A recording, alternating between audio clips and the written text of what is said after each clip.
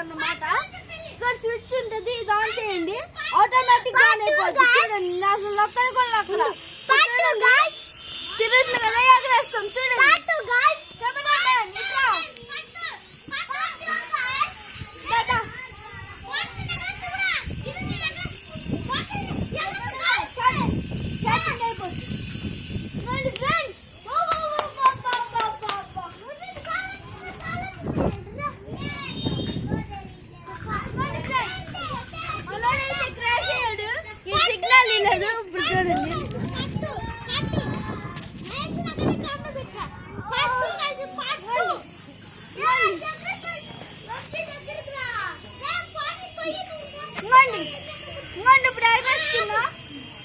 ఈ రిమోట్ కి ఇలా ఉండాలి సిగ్నల్. ఇప్పుడు చూడండి చూడండి ఎంత బాగా